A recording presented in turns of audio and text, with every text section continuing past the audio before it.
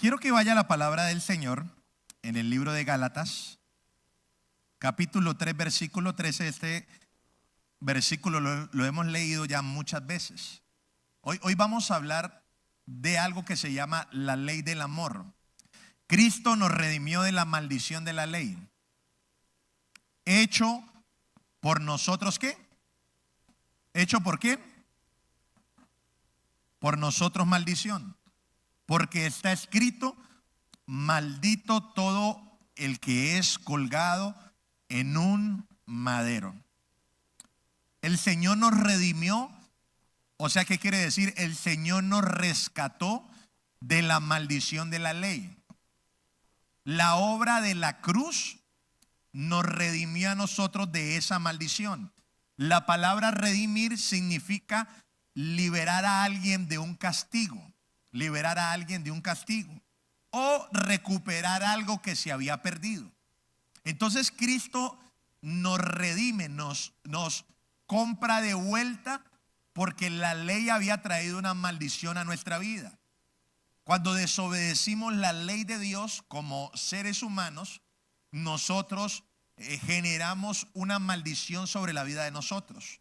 Y todos los domingos pasados he venido hablando y demostrando a través de la palabra cómo apareció la enfermedad, cómo apareció la pobreza en el mundo. Creo que nosotros tenemos que entender que la pobreza no es algo que viene de Dios, que la enfermedad no es algo que viene de Dios y que la muerte espiritual tampoco. La muerte espiritual no viene del Señor. Y hoy quiero hacer énfasis un poco en la muerte espiritual. Porque la primera maldición que vino al hombre después de transgredir la ley de Dios fue la muerte. La muerte fue la primera maldición. Cuando yo hablo de la palabra maldición es consecuencia. La primera consecuencia de transgredir la ley de Dios fue la muerte. Miremos el libro de Génesis capítulo 2 versículo 6. Libro de Génesis capítulo 2, 16. Y mandó Jehová Dios al hombre diciendo: de todo árbol del huerto podrás, ¿qué? Comer, mas del árbol de la ciencia del bien y del mal, ¿no qué?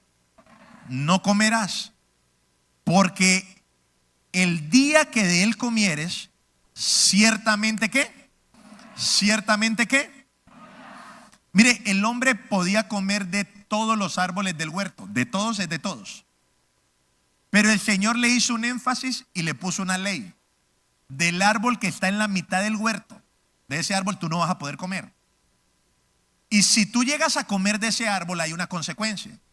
La consecuencia que tú vas a tener es la muerte. O sea, la primera maldición por transgredir la ley de Dios era la muerte. Es la primera maldición que vino a la vida del hombre. Escúcheme, esta maldición condicionó todo el estilo de vida de las personas, porque la consecuencia que vino al hombre fue la muerte. Fue la muerte. Ahora, quiero enseñarle algo. Mira, y regáleme toda su atención. La desobediencia no es el pecado. La desobediencia no es el pecado. Usted dice: pastor, ¿cómo así? La desobediencia no es el pecado. La desobediencia es la puerta para el pecado. La desobediencia no es el pecado. La desobediencia es la puerta para el pecado. Y usted va a decir: pastor, explíqueme eso mejor. Mire, a Adán se le había dado una orden de que él no comiera del fruto del árbol. Y esa orden que se le había dado a Adán, él no la podía desobedecer. ¿Por qué? ¿Cuál era la consecuencia? De que si él llegaba a desobedecer esa norma, esa ley que Dios le había puesto, iba a ingresar el pecado en su vida. El pecado ya existía. El pecado, ¿dónde existía el pecado? El pecado existía en el mundo espiritual. El primero que había pecado era Satanás, siendo Luzbel. Y si él iba a desobedecer, el pecado iba a entrar. Dice la Biblia: como el pecado entró al mundo por un hombre. sea, el pecado entró. O sea, el pecado estaba fuera de. Pero la desobediencia del hombre hizo que el pecado entrara. Mire, le voy a decir algo. El error de nosotros como creyentes no está en el pecado. El error de nosotros está en la desobediencia. Siempre que a nosotros nos dicen algo, que hagamos algo, nosotros, y si nosotros lo hacemos, nuestra vida está blindada. Pero en el momento en que nosotros decidimos hacer algo en contra de lo que nos mandaron a hacer, en ese momento se abre la puerta y el pecado entra en la vida del hombre. Adán era un hombre perfecto, Adán era un hombre sano, Adán era un hombre próspero, pero Adán decidió un día desobedecer la orden, el mandato que Dios le había dado, la ley que Dios le había dado, y ese pecado que estaba en el mundo espiritual entró en la vida del hombre. Entró, ingresó. Miremoslo en otro versículo.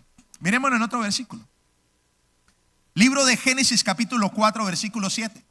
Vamos a mirar la vida de Caín un poquito. Dice, si bien hicieres, ¿no serás enaltecido? Y si no hicieres bien, el pecado ¿está qué? O sea, el pecado estaba por fuera. El pecado estaba por fuera, ¿cierto? El pecado está a la puerta, ¿cierto? Esa palabra, la puerta, es como si el pecado estuviera tocando la puerta. El pecado está a la puerta. Dice, con todo esto, a ti será su deseo y tú te enseñorearás de él. O sea, Caín, escúcheme, Caín tenía un mandato. El mandato que era que debía presentar su ofrenda al Señor. Era el mandato que él tenía. Pero como él no hizo el mandato como debería ser, sino lo hizo como él lo quiso hacer, él desobedeció e inmediatamente llamó al pecado. El pecado, escúcheme, el pecado es un sistema que opera en el mundo espiritual. Y el pecado tiene un solo fin. El fin del pecado es traer muerte. El fin del pecado es traer muerte. Y el pecado quiere ingresar, así como ingresó en la vida de Adán, quiere ingresar a la vida de un hombre. Ese es el trabajo del pecado. Y escúcheme bien, el pecado entra con la desobediencia. Por eso el peor error que yo puedo cometer como creyente es desobedecer. Cualquier desobediencia se convierte en un acceso al pecado. Le pregunto una cosa, David no era íntegro, David no tenía el corazón de Dios, y el día que tenía que ir a la guerra no fue, le abrió la puerta al pecado y el pecado entró. Si a usted le dicen que no es por molestarlo, no, mire, cada vez que Dios nos pone leyes, nos pone normas, nos pone cierto tipo de cosas, lo que está haciendo es protegernos a nosotros, porque cada vez que nosotros obedecemos, estamos blindados frente al enemigo, pero cada vez que nosotros desobedecemos, el diablo toma ocasión y entra y trae el pecado. El pecado es un sistema. ¿Qué hace ese sistema, pastor? Porque la gente dice, ay, es que yo decidí mal, pequé. No es solamente eso. O sea, es que una vez el pecado entra en la vida de nosotros, viene a esclavizarnos. A eso viene el pecado. El pecado entra por la desobediencia del mundo espiritual para esclavizar al ser humano y arrastrar a la persona hacia la muerte. Esa es la idea del pecado. La idea del pecado no es, ay, me equivoqué. Ay, se me fueron las luces. No, la idea del pecado es agarrar a alguien y volverlo esclavo de él. Esa es la idea del pecado. Libro de Juan capítulo 8 versículo 34, miremoslo. Jesús contestó, les digo la verdad, todo el que comete pecado es esclavo de él. Si yo hiciera una traducción desde el original, lo leería así, del griego. Jesús contestó, les digo la verdad, todo el que desobedece es esclavo del pecado. El pecado es un sistema que entra en la vida del ser humano y viene con el fin de esclavizarlo. Porque no va a haber otra forma de poder matar a una persona si no es a través de una esclavitud.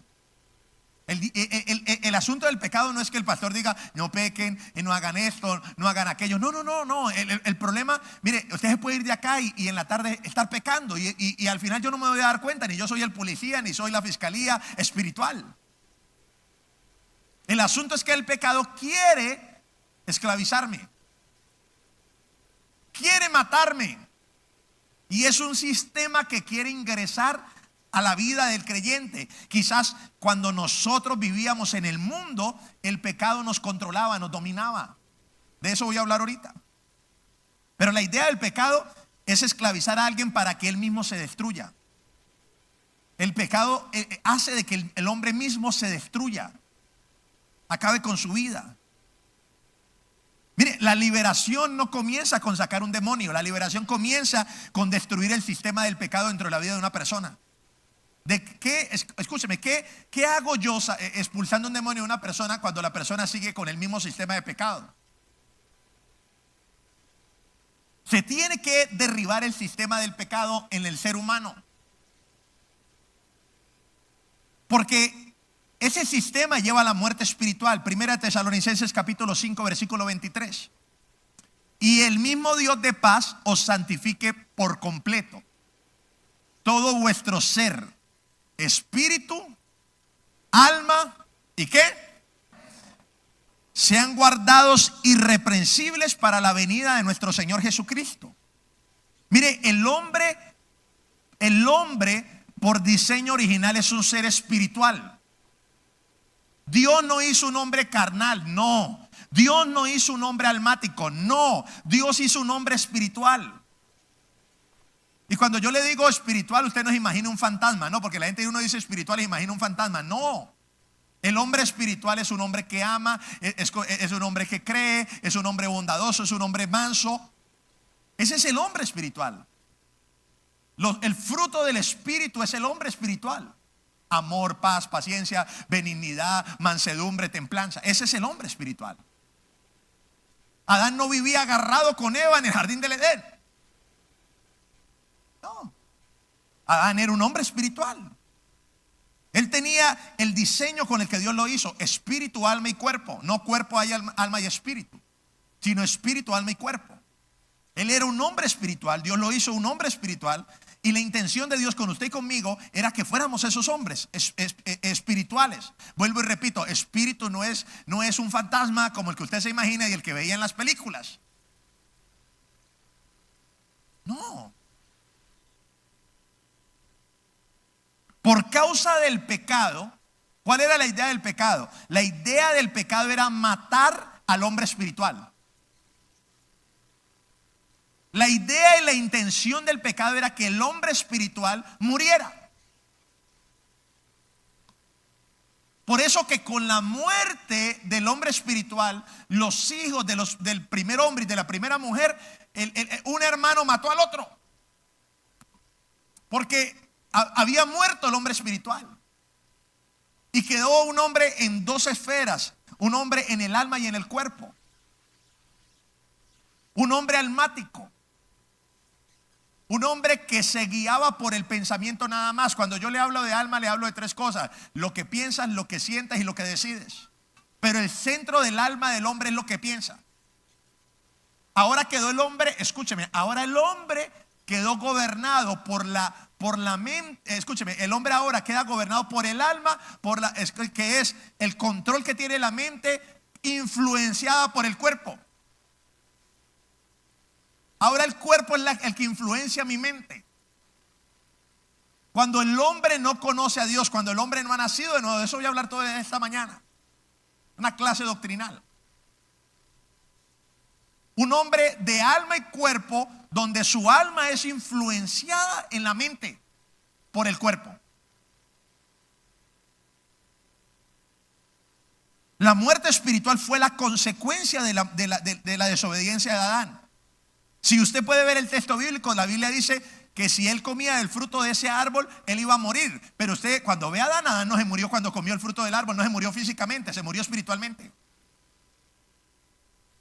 Él se muere espiritualmente. Adán ya, pastor, él no se murió. Entonces lo que Dios dijo, no, Adán muere espiritualmente. Hay una muerte espiritual en la vida de él. La muerte espiritual es la separación del hombre con Dios. Esa es la muerte espiritual. Cuando una persona muere espiritualmente, queda separado de Dios. Por eso cuando nosotros no conocíamos el evangelio, Usted abría una Biblia y no la podía leer.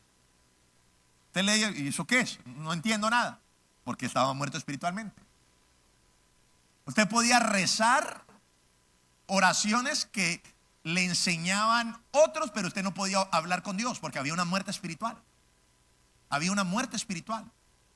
Había una separación total de Dios. El único Dios en el que yo podía creer era el que me contaba una historia de una tradición. Pero no era el Dios con el que yo me podía relacionar, con el que yo podía hablar. Miren la muerte espiritual en la que cayó Adán. Génesis capítulo 3, versículo 9. Dice, mas Jehová Dios llamó al hombre y le dijo, ¿dónde estás tú? ¿Dónde estás tú? Y él respondió, oí tu voz en el huerto y tuve miedo porque estaba desnudo y me escondí. ¿Usted sabe por qué la gente no viene al Señor? Por la desnudez que tiene. La gente se esconde. Aquí hay gente que dice, oiga, pastor, cuando usted está predicando, a mí me cogió un miedo y unas ganas de irme. Le pasó lo de Adán. Porque esa muerte espiritual, esa separación. Porque lo primero que hace Dios es ponerme en evidencia como yo soy para luego cubrirme. Mire, la muerte espiritual es el comienzo es el primer paso hacia la muerte física. ¿Recuerdan cuando Dios hizo al hombre, cómo lo hizo? ¿Cómo hizo Dios al hombre? Ayúdenme a ver. Cogió barro, hizo el muñequito, ¿cierto? Pero el muñequito no tenía vida. Entonces sopló. O sea, colocó sobre él su espíritu. Y el hombre fue un ser viviente. O sea, que la vida del hombre está en el espíritu del hombre. En el espíritu del hombre está la vida del hombre. Por eso el hombre, cuando muere espiritualmente, el hombre inmediatamente va camino a su muerte física. Pero le voy a decir una cosa, el hombre va a morir físicamente, pero su alma, que es inmaterial, y su espíritu, que hablemoslo de una persona que no ha nacido de nuevo, son personas que van a ir a algún lugar. Por eso existe el cielo, por eso existe el infierno. Entonces hay 3 clases de muertes. Esto es discipulado. La muerte espiritual, que es la muerte que viene por la desobediencia. Cada vez que yo desobedezco una norma, una regla, inmediatamente entra la muerte espiritual. Luego viene la muerte física, que es la consecuencia de la esclavitud del pecado. Una vez yo desobedezco a Dios y entra el pecado a mi vida, la idea del pecado es someterme, esclavizarme para matarme. Por eso la gente, ¿de qué se muere? La gente se muere que fumó mucho, que tomó mucho. Porque no son capaces de dejar ni el trago, ni el cigarrillo, ni la inmoralidad sexual. Entonces el pecado los mantiene esclavos o nos mantiene esclavos para matarnos. Esa es la idea del pecado. Y usted le dice, ¿y usted por qué no deja de fumar? Porque no puedo, porque está esclavo. ¿Por qué no deja de consumir droga? Porque no puedo, porque está esclavo. Porque ahora su naturaleza se lo impide. Lo podemos meter 2 meses en la iglesia, vestirlo y ponerle saco y corbata. Igual va a regresar al mismo lugar porque sigue teniendo la misma naturaleza. La tercera muerte es la muerte eterna, que es la separación definitiva de la presencia de Dios.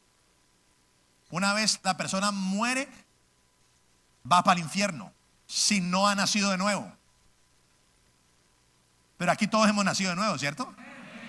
Ok, listo. Yo solamente estoy dando la teoría. Entonces el pecado, definamos el pecado como la ausencia de Dios. ¿Qué es el pecado? ¿La ausencia de quién? Mire, Luzbel no era malo. Es más, Luzbel era la mejor expresión que había en el cielo de integridad, de sabiduría y de perfección. Al que nosotros llamamos diablo y al que muchos le tienen miedo, era uno de los mejores ángeles que había en el cielo. Y entonces usted va a decir, pastor, ¿y cómo se dañó? Por una sola cosa, ausencia de Dios. Que estando en el mismo cielo, estando delante de Dios, él apartó su corazón de Dios y ahí apareció el pecado. O sea, yo me puedo perder en la iglesia. O sea, yo me puedo perder en un ministerio. Es sacar a Dios de la ecuación. sea, nosotros estamos aquí no porque seamos buenos, pero a nosotros nos mantiene Dios en nosotros. Por eso el peor error es dejar de congregarse, el peor error es dejar de orar, el peor error es dejar de leer la Biblia, porque cuando yo dejo de hacer eso, entonces se me despierta la carne, despierta el viejo hombre y me muero otra vez espiritualmente. Y para vivir de resurrección en resurrección es muy difícil. ¿Vamos bien hasta ahí? ¿He sido claro hasta el momento? ¿Sí he sido claro? Ok. Estamos colocando fundamento. Entonces el pecado es la ausencia de Dios. El pecado, ay, yo pequé porque dije mentira. No, más profundo que eso. El pecado es la ausencia de Dios. El pecado es el sistema que entra cuando Dios no está. Ya.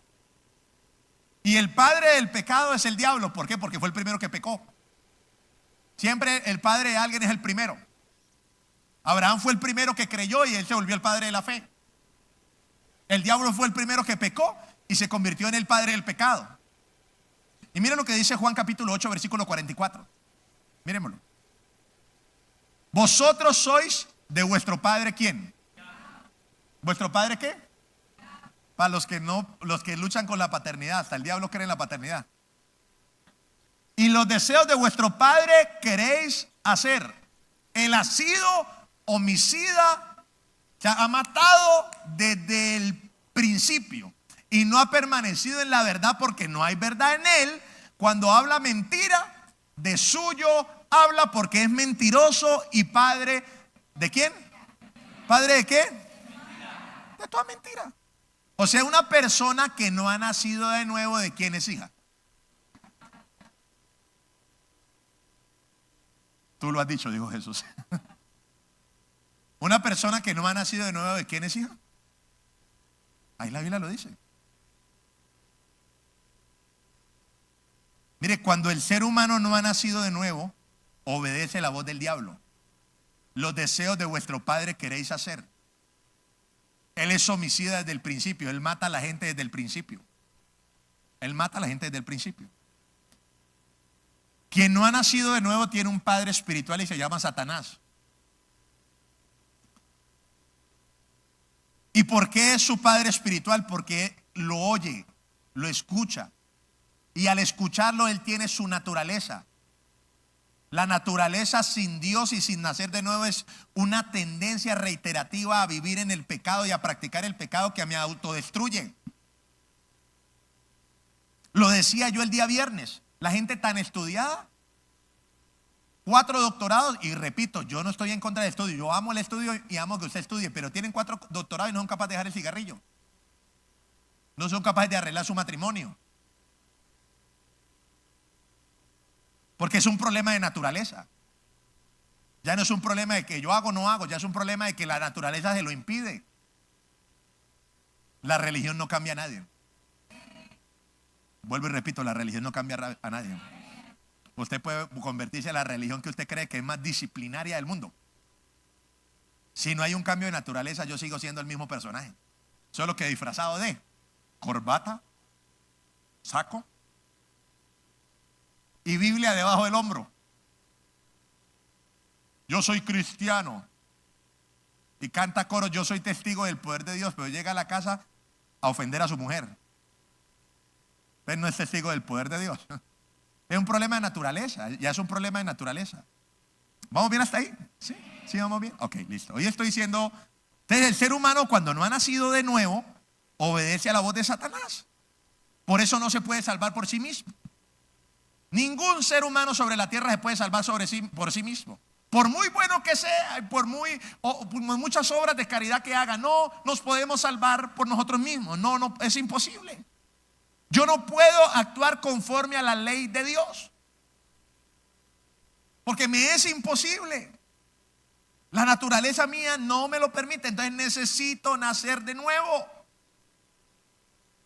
Estoy dando bases. Juan 3:5 dice, respondió Jesús, dijo, de cierto te digo que el que no naciere del agua y del espíritu no puede entrar en el reino de Dios. Lo que es nacido de la carne, carne es, y lo que es nacido del espíritu, espíritu es. Lo que es nacido de la carne. ¿Qué es nacido de la carne? ¿Qué es nacido de la carne? ¿No sabemos que ha nacido de la carne? El nacimiento normal. Arlé fue nacida de la carne. Ella tiene sus papás. Lo que es nacido de la carne, carne es.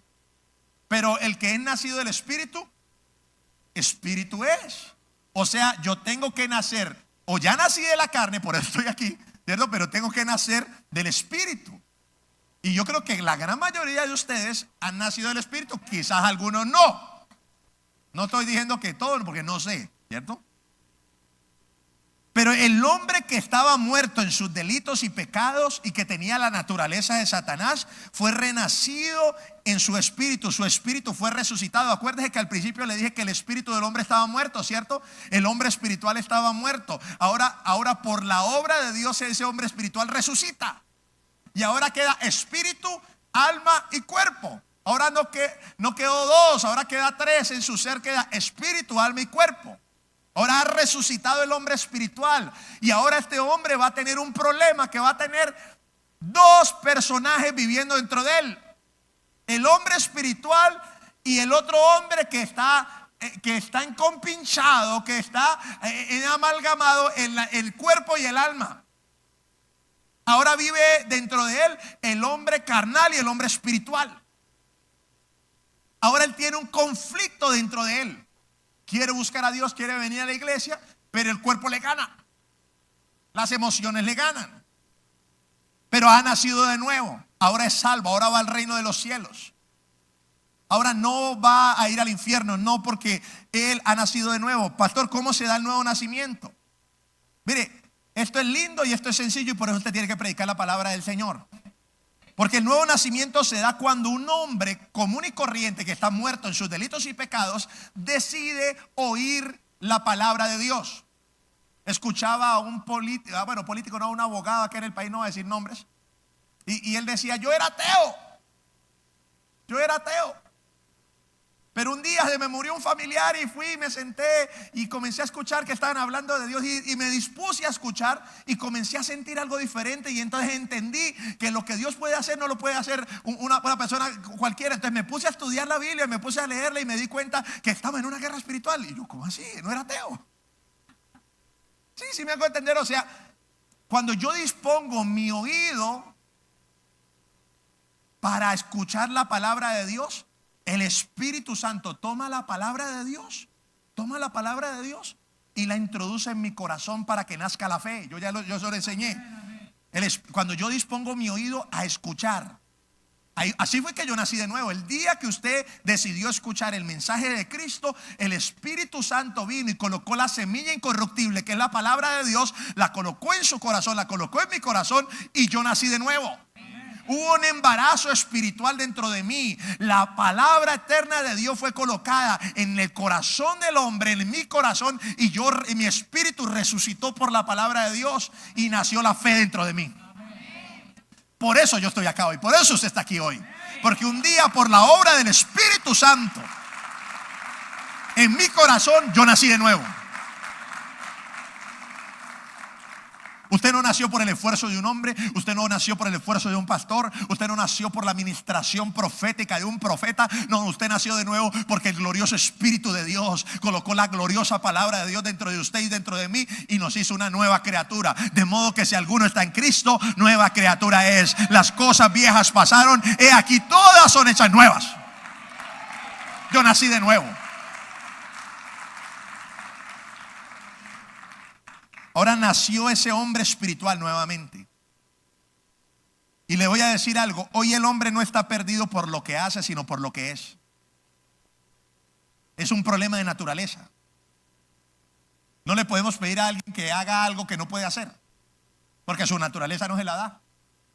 Pero la vida del creyente que ha nacido de nuevo sí se le puede exigir, porque ahora sí puede vivir para Dios. Antes no lo podía hacer. Mire que el hombre sin Dios, el hombre sin haber nacido de nuevo, intenta hacer las cosas bien, pero no puede. Intenta serle fiel a su esposa, pero no puede. Intenta amar a sus hijos, pero no puede. Intenta vivir una vida de integridad, pero no puede, porque su naturaleza no se lo da. Todo eso está en el espíritu del hombre. El hombre en su espíritu no lleva la naturaleza del pecado. Ahora puede comenzar a hacer obras de justicia. No obras para que la gente lo vea, no obras para agradar al Señor, obras que nacen de Él. Y por eso tenemos ese acceso a ese tipo de vida, porque Jesús pagó el precio del pecado por nosotros. Ese nuevo hombre ya no es esclavo del pecado. No es esclavo del pecado. Ese nuevo hombre en su espíritu ya no tiene pecado. No lo tiene. Yo no le estoy diciendo que no peque, sino que ahora no es esclavo del pecado. Ahora si peca es por voluntad de él y porque toma malas decisiones. Pero ahora no es esclavo del pecado. Ahora si dice no voy a pecar, no peca. Pero si dice va a pecar, peca. Ahora ya no es esclavo. Porque mi Jesús, mire, Hebreos 9:26 dice, si eso hubiera sido necesario, Cristo tenía que haber sufrido la muerte una y otra vez, desde el principio del mundo. Pero ahora, en el fin de los tiempos, Cristo se presentó una sola vez y para siempre para quitar el pecado. Diga conmigo, para quitar el pecado. Mediante su propia muerte en sacrificio. Usted ya no tiene, ahí la palabra griega para pecado da a entender la práctica del pecado. Ahora no, el pecado no tiene ningún poder sobre nosotros. Ya el pecado no tiene ningún poder sobre nosotros, no lo tiene. No lo tiene. Le dije, no lo tiene. Le dije, ya el pecado no tiene ningún poder sobre nosotros. Y si he sido liberado del pecado, soy liberado de la muerte espiritual. Ya no tengo muerte espiritual, ahora puedo ir a Dios, ahora puedo leer la palabra, ahora puedo conocer las cosas del Espíritu. Juan 5:24 dice, de cierto os digo que el que oye mi palabra y cree al que me envió tiene vida eterna. Yo le tengo una buena noticia. Usted tiene vida eterna. No porque se eche todas esas cremas en la cara es que usted tiene vida eterna, no. O porque se maquille, no. Usted tiene vida eterna porque usted y yo nacimos de nuevo. Nacimos de nuevo, ahora tenemos vida eterna. Es el pastor, pero el cristiano va a colgar los guayos. Sí, pero le van a dar un cuerpo nuevo. Porque el pecado quedó condenado en ese cuerpo. Ese cuerpo tiene que desaparecer. Nos van a dar un cuerpo nuevo, un cuerpo incorruptible. Y vamos a ir al reino de los cielos. Vamos a estar con el Señor. El día que usted y yo nacimos de nuevo fue algo instantáneo. La palabra tiene el poder de hacerme nacer a mí de nuevo. Inmediatamente. Soy una nueva criatura. Por el poder de la palabra de Dios. Y ahora yo tengo fe. Y cuando creemos, por eso tenemos una vida de fe. Ahora tenemos que vivir por la fe. Porque el justo vivirá por la fe. Pero cuando nacemos, somos niños en Cristo. Estoy dando una teología. Oye. Mi otro arte es la teología. Primera de Corintios capítulo 3 versículo 1. Amados hermanos, cuando estuve con ustedes no pude hablarles como lo haría con personas espirituales. Le está hablando en iglesia, le está hablando a gente nacida de nuevo y les está diciendo no les pude hablar como espirituales. Tuve que hablarles como si pertenecieran a este mundo o como si fueran niños en la vida cristiana. Tuve que alimentarlos con leche, no era de uno. Tuve que alimentarlos con leche, no con alimento sólido. Porque no estaban preparados para algo más sustancioso. Y aún no estaban preparados. Porque todavía estaban bajo el control de su naturaleza pecaminosa. Tienen celos unos de otros. Se pelean entre sí. ¿Acaso eso no demuestra que los controla su naturaleza pecaminosa? ¿No viven como la gente del mundo? Ya puedo terminar. No, mentira, no puedo terminar todavía. Mire, nacer de nuevo es una obra de Jesús. Es una obra del Espíritu Santo en mi vida. Pero ahora que soy un bebé espiritual, tengo que preocuparme por mi crecimiento espiritual. Tengo que preocuparme por alimentarme bien espiritualmente, por crecer bien espiritualmente. Porque cuando nos quedamos como niños en Cristo, somos cristianos carnales. Cristianos que dan problemas siempre. Son cristianos, son salvos, son nacidos de nuevo, pero son chismosos. Tienen el Espíritu Santo, pero son rencorosos. O somos rencorosos. Niños en Cristo. Un niño es el que tiene un comportamiento inmaduro. Porque aunque hemos sido libres del pecado y de la muerte y de la dominación de la esclavitud, todavía nos dejamos llevar por la antigua naturaleza que teníamos. Yo he escuchado cristianos que dicen, uy, es que casi me devuelvo a como yo era antes. Todavía tenemos luchas con algunos pecados, pero no quiere decir que seamos esclavos del pecado. Todo el problema es porque no nos dedicamos a crecer espiritualmente. No nos dedicamos a crecer espiritualmente. Entonces, si yo no me dedico a crecer espiritualmente, mire, se lo voy a explicar de esta manera. Una vez aparece el Espíritu nuevamente resucitado por la palabra de Dios, el Espíritu Santo. Mire lo bonito del reino de Dios. Una vez resucita mi espíritu, pasa algo. El Espíritu Santo de Dios y mi espíritu vienen a ser uno solo. Dice, yo tengo el Espíritu Santo adentro. Sí, fusionado con el Espíritu suyo. Y ahora, ¿cuál es el trabajo de Dios conmigo? Primero, convencer mi mente de que yo nací de nuevo, de que yo soy un hijo de Dios. Porque mi mente está altamente influenciada por mi cuerpo. Mi cuerpo ha influenciado mi mente, mi manera de pensar. Los deseos de los ojos, los deseos de la carne y la vanagloria de la vida viene del mundo. Porque mi cuerpo ha estado en contacto con el sistema del mundo y ha influenciado mi mente por muchos años. Y ahí es donde viene la renovación de la mente, que viene por la palabra de Dios. Cuando uno se alimenta de la palabra de Dios, comienza la renovación de la mente. ¿Qué pasa? Que como yo no me preocupo por mi crecimiento espiritual, mi mente no se renueva. Que yo puedo venir a culto, yo puedo venir a escuchar mensajes y puedo seguir viviendo como antes vivía. Y estoy salvo y voy al cielo y tengo el Espíritu Santo, pero no he querido renovar mi mente porque no me preocupa mi crecimiento espiritual. Te sigo peleando con los vecinos de la cuadra. Y dicen, hijo, que va a la iglesia. Porque soy un niño espiritual. No me he alimentado. Y claro, al principio yo debo ser un niño, pero yo tengo que crecer. Pero al niño hay que alimentarlo, hay que cuidarlo y él va a crecer. Pero si al niño no lo alimentamos, si usted comienza a darle esto, si usted comienza a darle cosas que no lo alimentan, cosas que no lo nutren, usted sabe que hay todo tipo de comida, ¿cierto? Y hay comida que no es comida. No es comida. Sí. Si lo alimentamos mal, él no va a crecer y no se va a desarrollar como se tiene que desarrollar. El creyente que no crece es porque se alimenta mal, que no madura, que no se comporta como un hijo de Dios, como Jesús se debería comportar. Y escúcheme bien, para todos. Yo puedo ser un creyente con la mentalidad de un niño queriendo lechecita, cuando ya debería haber comido otro tipo de alimento. Hay gente que viene a culto por leche. ¿Qué es leche?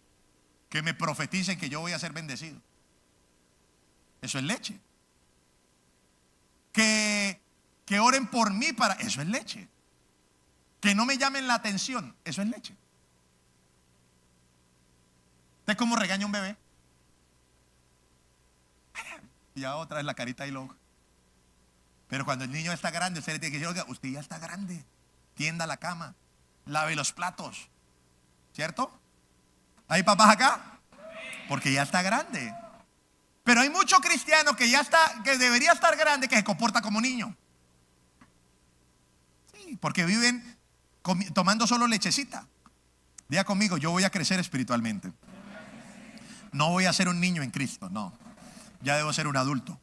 Si usted llegó hoy, puede tener el derecho de ser un niño en Cristo, tranquilo. Si llegó hace un mes, tiene el derecho de ser un niño en Cristo. Pero si usted ya lleva 2, 3, 4 años, ya no debería ser un niño en Cristo. Ya debería haber crecido en el Señor. Amén. Con todo lo que he hablado, ya puedo hablar acerca de la ley del amor. Ya sabemos cómo es la muerte espiritual, ya sabemos que Cristo nos redimió, nos dio una nueva vida espiritual, ¿cierto? Ahora nuestra demanda es a que nosotros crezcamos. Pero ¿cuál es el crecimiento del creyente? ¿Cómo el creyente manifiesta que ha crecido? Romanos 5:5. Romanos 5:5. Le voy a hablar de la ley del amor. Y la esperanza no avergüenza, porque el amor de Dios ha sido derramado en nuestros corazones por el Espíritu que no fue ¿qué?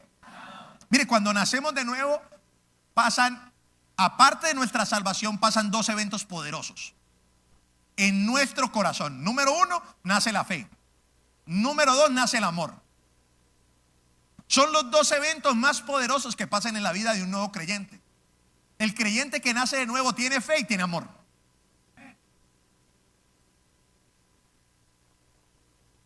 Es que yo he escuchado creyentes orando, y es que le estoy pidiendo a Dios que me dé amor. No, usted tiene amor. Lo que pasa es que no lo usa. Tenemos fe, pero no la utilizamos. Por eso cuando yo le digo crean, el creer es usar mi fe, porque yo la tengo. Yo tengo fe, pero no la uso. Y la esperanza no avergüenza, porque el amor de Dios ha sido ¿qué? Espere, ha sido es presente, pasado o futuro. Ha sido, ¿qué es? Ok, ¿qué quiere decir? Que ya ha sido derramado en nuestros corazones por Él. ¿Cuántos tienen el Espíritu Santo? Es que si yo no he crecido espiritualmente, yo me dejo llevar por mi naturaleza, escúcheme, por la antigua naturaleza, por la antigua influencia, es la palabra, por la antigua influencia que me dejo llevar por la antigua influencia que yo tenía. Pero yo tengo amor. Tengo amor para amar a mis enemigos. Uf. Yo tengo ese amor dentro de mí, porque es que ese amor no es mío, es de Dios. Yo tengo el amor para amar a los que me hacen daño, a los que me persiguen. Yo tengo esa capacidad. El diablo me hace creer que no, pero yo la tengo, porque me la dio Dios. Dios ama a los que lo aborrecen. Dios ama a aquellos que lo persiguen. Dios amó a Saulo de Tarso cuando lo perseguía, y un día lo frenó y le dice: tú me persigues, pero lo amó y tenía un propósito con él. Ese es el amor de Dios. Dios es amor, Dios es amor. Si está aquí, Dios es amor. Es su naturaleza. Por eso el nuevo creyente tiene la naturaleza de Dios, que es el amor. Usted tiene la naturaleza de Dios. No, usted no está convencido. Usted tiene la naturaleza de Dios. Es que yo amo si me aman. No, usted tiene la naturaleza de Dios. Usted puede amar así no lo amen. Ahora la ley, ahora escúcheme, ahora la maldición de la ley ya no está en nosotros.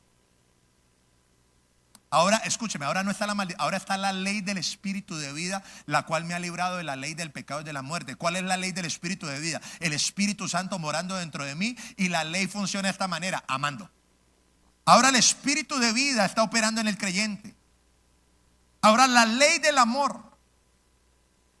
Desafortunadamente todavía tenemos amores inmaduros, amores no perfectos, amores viciados por el egoísmo. Pero nosotros tenemos el amor perfecto dentro de mí. Primera de Juan capítulo 4 versículo 16. Y nosotros hemos conocido y creído el amor que Dios tiene para ¿con quién? Dios es amor. ¿Y el que permanece en qué? ¿Permanece en quién? Y Dios en él. Mire esto tan poderoso. Esto es tan poderoso. El que permanece en amor. El problema es que nosotros amamos a raticos.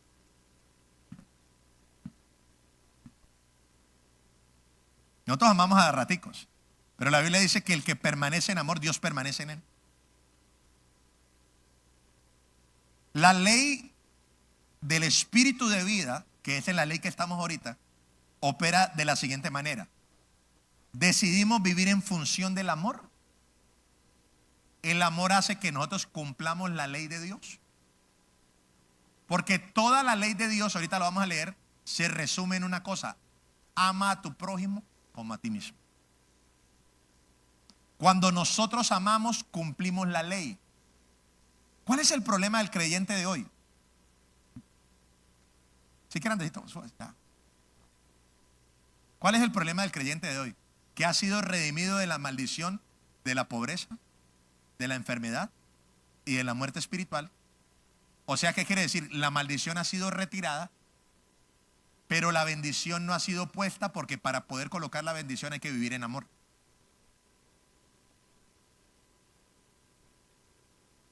Yo salí de la ley del pecado y de la muerte. Ahora estoy en la ley del espíritu de vida, pero yo tengo que manifestar el amor que fue puesto dentro de mí para yo seguir operando en la ley de Dios. Usted tiene amor por dentro. Yo tengo amor por dentro. Lo que pasa es que no lo utilizamos. No queremos vivir bajo la ley de Dios, la ley del espíritu de vida que me ha librado de la ley del pecado y de la muerte. Mire, Romanos 13:8. No deban a nadie nada a nadie, excepto el deber de amarse unos a otros. ¿El qué? ¿El qué? O sea, vea, un deber no es algo que me nace.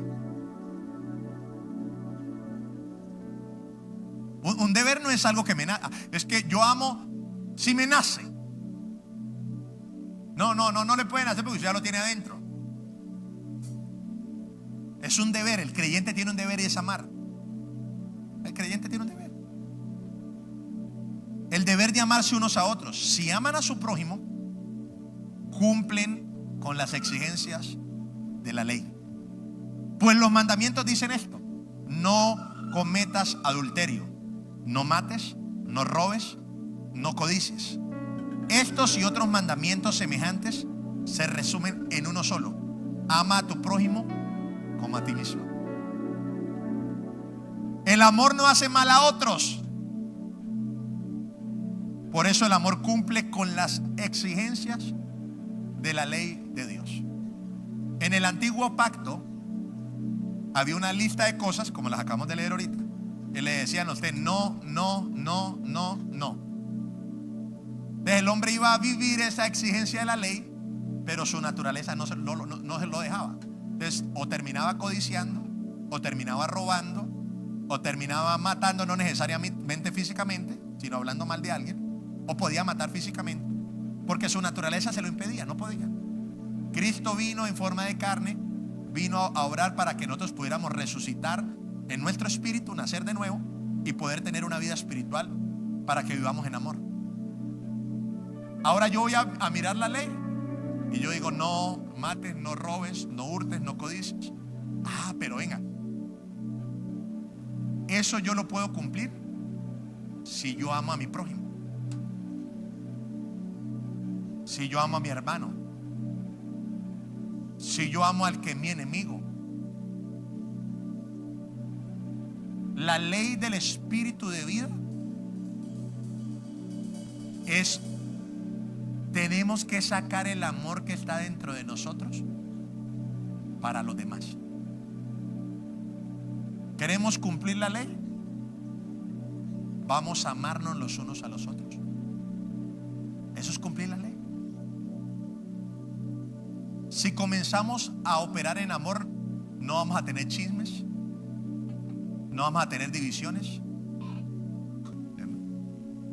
Pero cuando Él llegó al Señor y llegó a nuestras vidas, tenía 11 años, ¿cierto?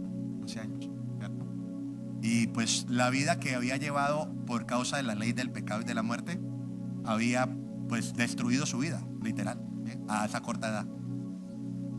¿Qué Dios nos puso a hacer con Él? Amarlo, tenerle paciencia, bastante. No, tenerle paciencia, a creer en Él, a darle el amor que Él requería y necesitaba. Regaños, eso sí. La gente piensa que cuando uno ama no regaña. Al contrario, uno regaña. Y cuando yo todos los días lo veo y yo digo: oiga, ¿cómo ha cambiado, cómo ha crecido? Todo ha sido producto del amor. Claro, a él le faltan formar cosas como a todos nosotros. Falta casarse, bueno, ¿sí? Pero ha sido amor lo que él ha recibido. No mala intención. No utilizarlo, no. Yo te amo.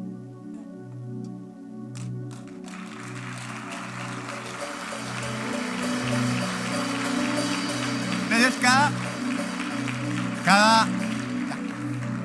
cada uno de estos muchachos, por ejemplo, mi Santi es, yo los amo. Uno les exige, los regaña, pero yo los amo. Y yo los amo como hijos. Algunos son mayores que yo los veo como hijos. Te amo. Pero un hombre no le puede decir a otro hombre que lo ama. Sí, todos.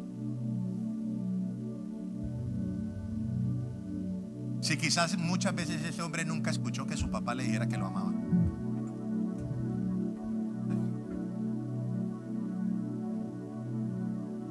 Nosotros somos los que estamos llamados a llevar el amor. Es la ley de Dios. Lo que hacemos, lo hacemos por amor a la gente. ¿Sabe qué es lo que pasa con el pecado? Que con el amor no puede. El amor es la fuerza más poderosa que hay en el universo. Cuando aparece el amor, el diablo se va. El diablo rechaza el amor. Lo rechaza. Los demonios se van porque los demonios no pueden con el amor. Las enfermedades se van porque no pueden con el amor. La pobreza se va porque no puede con el amor. Porque ¿qué padre quiere ver a su hijo pobre? ¿Qué padre quiere ver a su hijo enfermo? ¿Qué padre quiere ver a su hijo muerto espiritualmente? No. ¿Sabe cuál es el problema de muchos de ustedes? Que nunca han sabido disfrutar lo que yo les he ofrecido. Muchos de ustedes creen que yo soy el pastor que le da los mensajes y que quizás Dios vaya a usarlo para hacer milagros, pero no. Más que eso, yo soy su papá espiritual. Más que eso, yo lo quiero echar para adelante. Más que eso, yo lo quiero desarrollar. Más que eso, yo lo quiero formar en su familia. Más que eso, yo creo en usted. Yo creo que usted en Jesús lo va a lograr.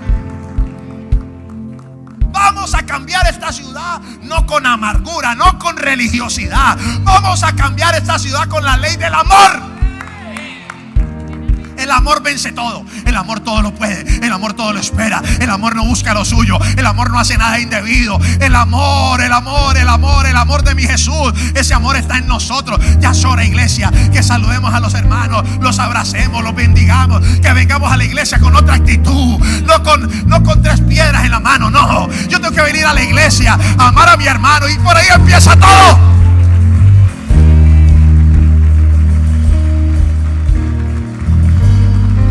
Empieza con saludar. Usted que no saluda, usted tiene amor por dentro. Le exijo que ame.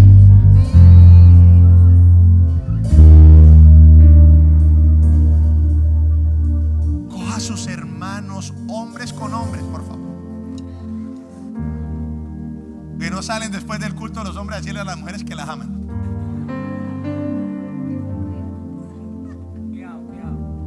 No. Mujeres con mujeres. Las mujeres que pelean a toda hora con ella misma y tienen el amor de Dios. Ya es hora de dejar de vivir como mundanos.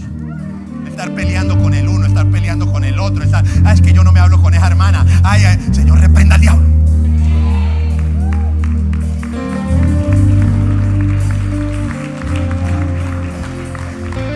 Es que yo solo me hablo con las de mi ministerio. Eso es diabólico. Es que yo solo me hablo con Vanessa.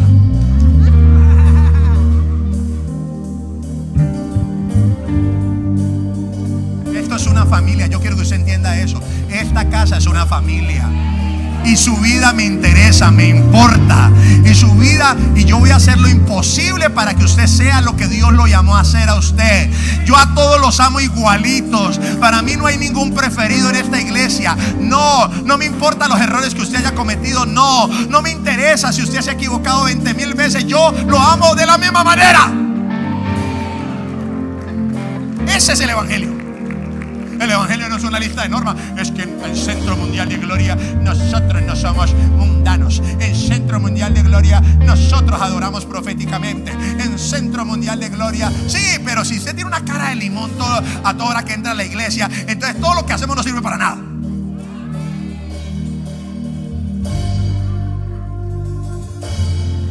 El sello de esta casa debe ser el amor. Si vamos a evangelizar esta ciudad, es porque vamos a amar esta ciudad. Es porque vamos a agarrar a aquel que está en la calle y lo vamos a abrazar. Es porque, escúcheme, es porque vamos a ir a nuestra casa y vamos a amar a nuestra familia. Vamos a amar a nuestros hijos, vamos a amar a nuestras esposas. Vamos a compartir el amor de Dios. No puede ser de que yo salga de aquí a pelear a la casa. Yo no quiero que usted sea un religioso. No, yo no quiero que sea un religioso. Yo quiero que sea una persona de amor. Y amor no es sinvergüencería, no. Amor es dejar fluir a Dios a través de mí para darle al mundo lo que el mundo necesita. Amor, amor, amor, amor, amor, amor, amor, amor, amor, amor. Tiene que haber amor en nosotros. No nos puede doler decir, Wilken, te amo. Hijo mío, te amo. No nos puede quedar grande decirle a alguien que lo amamos. No nos puede quedar grande eso. Nosotros no somos una organización, no somos un negocio, somos una familia. Y como familia tenemos que restaurar al caído. Así vamos a cumplir la ley. Es que yo vivo bajo la ley. Vivir bajo la ley es amar.